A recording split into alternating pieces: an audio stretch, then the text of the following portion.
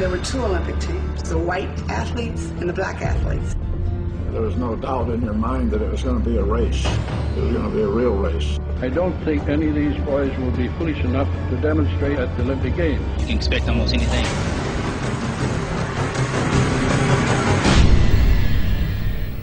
So we're joined by Dr Tommie Smith, Olympic gold medalist and civil rights activist. Tommy, thanks for speaking to us. It's a pleasure. Can you tell us why you're over visiting the UK at the moment and what the purpose of the trip is? Well, it's very positive being here. Invited by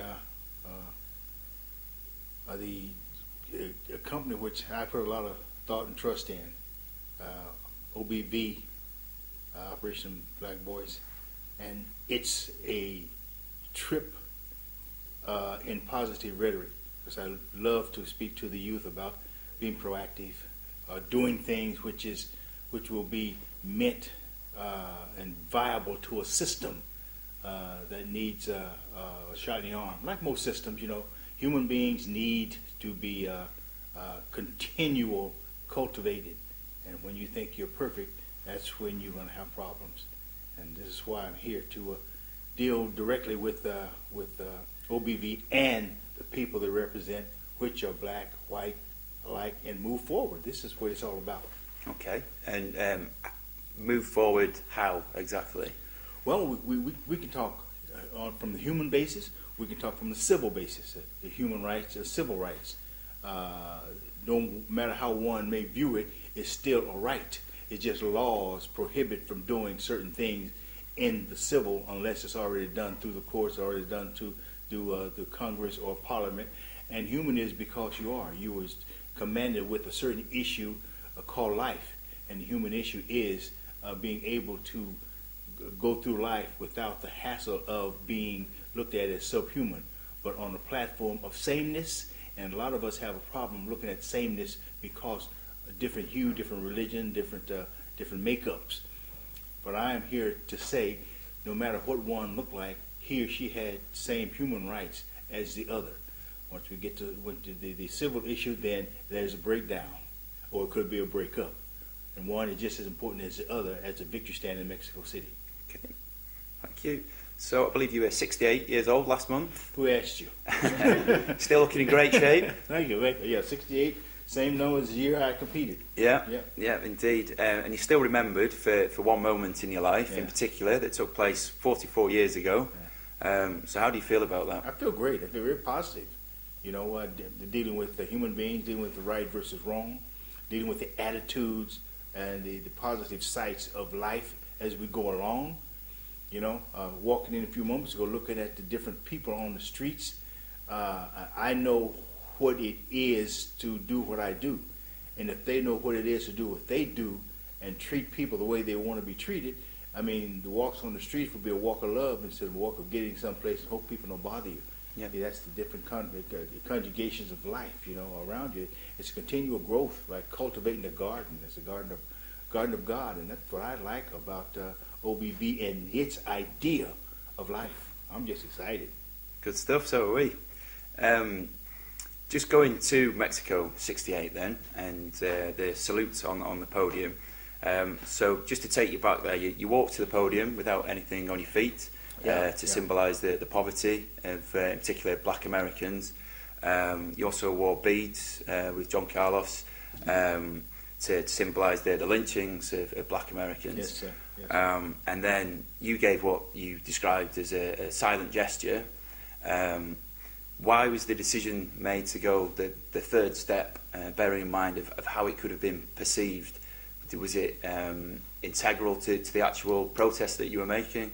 Well, the victory stand, which is different from the other avenue, the other worlds that we visited before we got there. There was an organization of the Olympic Project for Human Rights. Then there were the visits that we had to do across the country to talk about why the Olympic Project for Human Rights.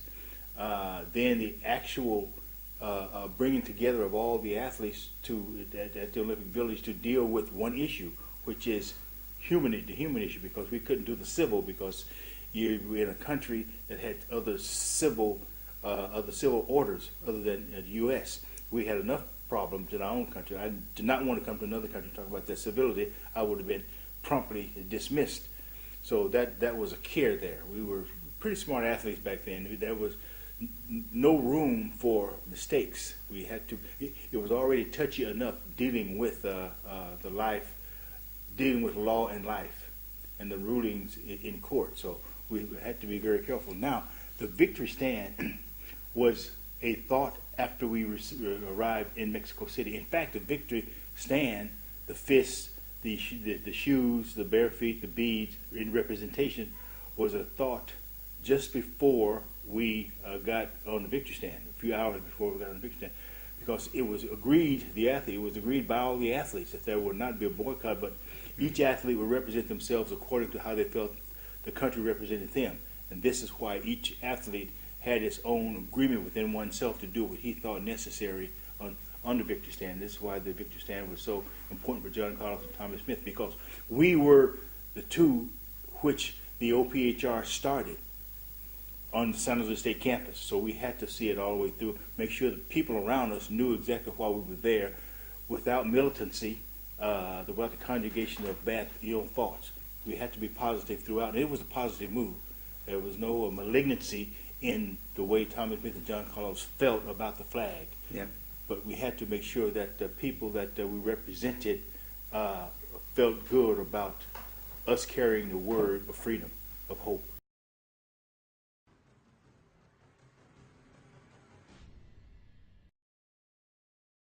Often it's been referred to as a Black Power salute, Yeah. and that's something that you don't agree with, I believe. You know, like I said, it's a silent gesture, and it was a civil rights salute. Have you got any opinions on why you think some people branded it a Black Power salute? Were they trying to simplify the issue? Action speaks louder than words. The visibility, being visual, and there was two black athletes with a black glove, standing in protest of some things that white America did and some of the rest of the world. And of course they're going to call it Black Power salute because we were viewed as Black Panthers anyway, and the fist represented power. So there's two guys doing the power thing, they called it. They were doing the power thing, so they called it Black Power. I call it the cry for hope, or the victory stand, because we stood for victory. Of course, it was a victory stand. We were on the victory stand, but it was my victory, and I stood for that victory.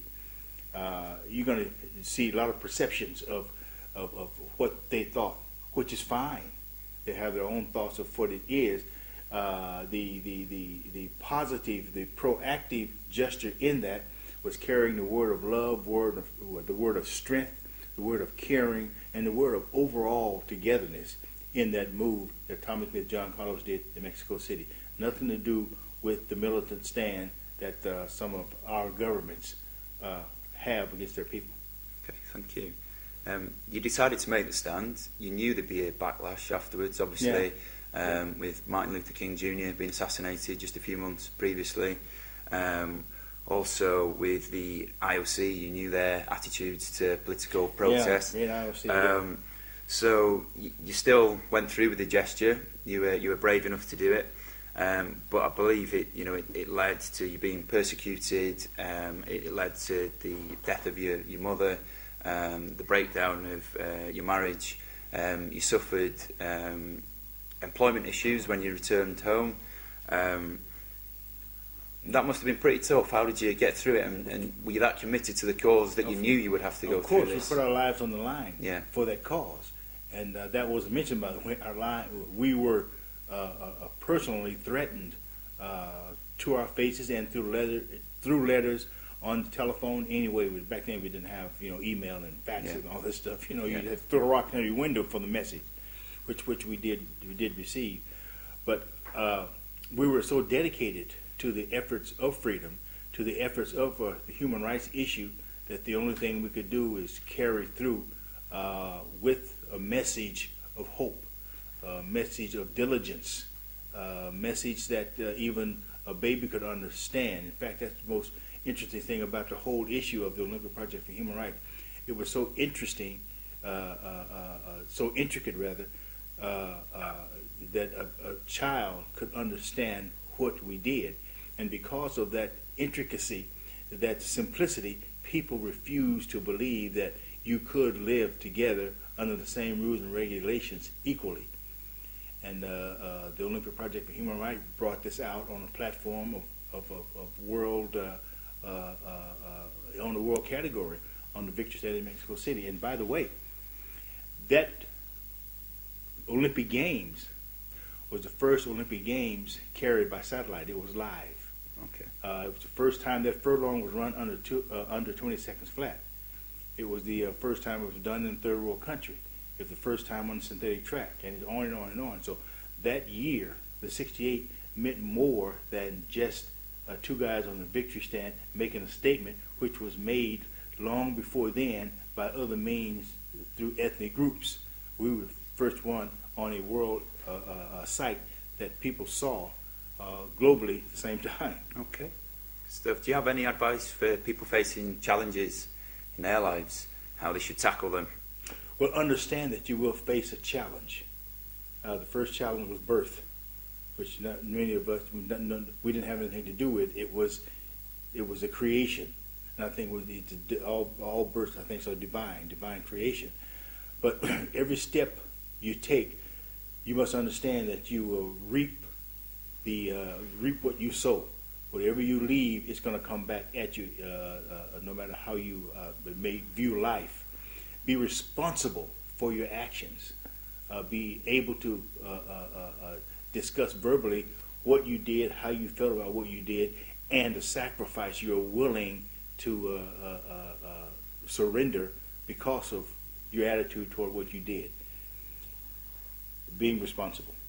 Okay, thank you. Last couple of questions.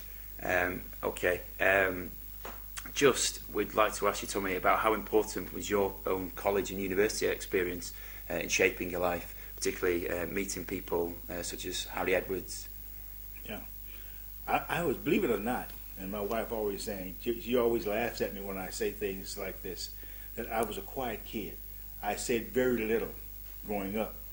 And she asked me, well, why did you talk so much now? Why did you feel like you didn't have anything to say? Well, I had 7 sisters, okay? And you didn't have very much to say because they said it all, you know. Anytime I step up, they just grab me by the neck and they give me a knuckle in the head. It's children coming up. So I learned to be very quiet and listen. Yeah. You know, I didn't start talking really until my senior year in college, until the Olympic Project for Human Rights. And this is why it surprised many people in the United States and around the world that why is he talking now? Or maybe we should listen to him because he never said anything in the first place. And they're right. Because I'd much rather learn and then discuss than discuss and learn what I discussed the outcome was wrong in the first place. Okay. So the Mexico Olympics victory stand was a very thought out procedure. And the procedure was not a malignant procedure. It was a procedure that people hadn't seen before, and they probably will never see it again. I know that they won't see it because of what they did, possibly because of what other folks did. Yeah. And this is living together that we have to get used to. Can I ask one last question? What would you like your legacy to be? How would you like to be remembered? Keep it simple. You ask me. Yeah, it's a good answer. Just keep it simple. Keep it simple, and of course, the treating of people like you want to be treated. Yeah. Have faith. Faith. What is faith? People ask me all the time, what is faith? Well, let me tell you from the good book. Faith is the substance of things hoped for, the evidence of things not seen. But if you just believe in faith and don't work at being faithful in what you believe in, it will never happen. It's a dead issue. Great. And be able to sacrifice for what you really believe in. Have a platform. Yeah. Pleasure to meet you. Thank you very much for talking to us. Really appreciate it. Always enjoy talking to young folks.